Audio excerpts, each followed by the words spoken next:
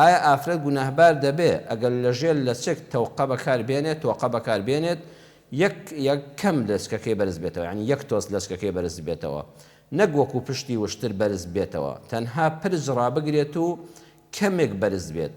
لە چەند مامۆستای ئاینیم گوێ لێ بووە ئەو ئافرەتە بۆنی بەهەژ ناکات. تێبینی ئەگەر ئەو تۆقەیە بەکار نەهێنم زۆر جار لەچکەکەم ڕناوەستێ و زۆر ناخۆشە، دەبێت هەر خەریکی لەچکەکەم بم. زۆر سپاس خی گەورە پاداشتی خێری یەکە بە یەکەتان بداتەوە. خوشکی بە ڕێزم خی پەروەردگار پاداشتی تۆش بداتەوە. سپاس بۆ پرسیارە جوانەکەت.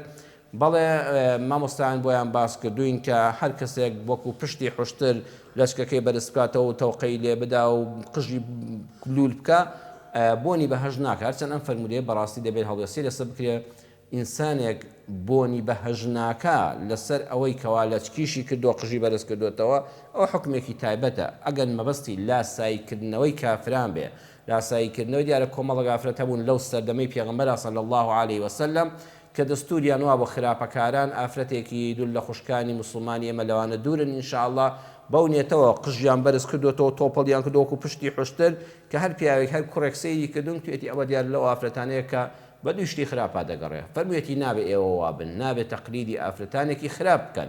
بەڵام ئەوەی کە جەنابەت دەڵێ ئافرەتێک تۆقەیەک بەکاردێنێ قژەکانی لە دواوە پێدەبەستێ وەڵا قژی ئافرەت هەر سونە دوایە زۆریش بێخۆ نابێ بچووکی کاتەوە نابێت سەری بتاشەوەکو پیاوان ئالەو حاڵەتەدا بە بێگومان قژەکە تۆپەڵ دەبێ و بە قەدەر خۆشی بەرز دەبێتەوە. نەخێر خوشکی بەڕێزم ئەو تۆقە لێدانەی قش دەدواوە بۆ ئەوەی کەوا قژ دڕێک و پێک بێ و ئیسلام داوای لێ نەکردووی تۆقەی لێ نەدەی و لە دواوە نەیبەستی کۆی نەکەیتەوە ئەنجا هەموو دەمێ بێتە دەرەوە وەکو جەنابەت دەفەرمووی ئازارت بدا هەر دەستت بە لەشکەکەتەوە بە قشتەوە بێ ئەمە نابێ. نەخێر ئەوە هیچ حکمێکی شەرعی ئەوە ناگرێتەوە. بۆنی بەهەش لەسەر کافران حرامە، بۆنی بەهەش لەسەر ئەوانە حرام دەبێ کە لاسای کافران دەکەنەوانێ هەمان دەستوری ئەوان شانازی بە دەستوری بێباوەڕان و مۆدیلگەرایی کەسانی کافر دەکەن و لە دینی خۆیان تەبەڕا دەکەن کە لە دینی خۆت بێبەری کرد و ڕازی بووی بە دەستور و باوی کوفر ئەی خۆت بەهەشتر نەویستووە خۆش بەهەشت لەسەر حرام دەکا.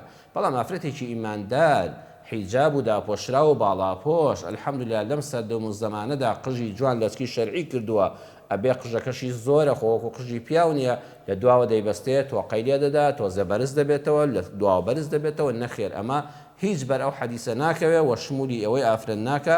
ئینشاءالله ئیسراحەتی خۆتان لە قژ بەستن و لە دواوە کۆکردنەوەی و لە تۆقە لێدان و ئەوانەدا هیچ ئیشکالێکتان نەبێ. بەویستی خوای پەروەردگار ئێوە لەو ئافرەتانە دوورن و ئێوە جێگاتان بەهەشتا بەهەشتی خوای پەروەردگار جێگای هەموو دایەکمان بێت.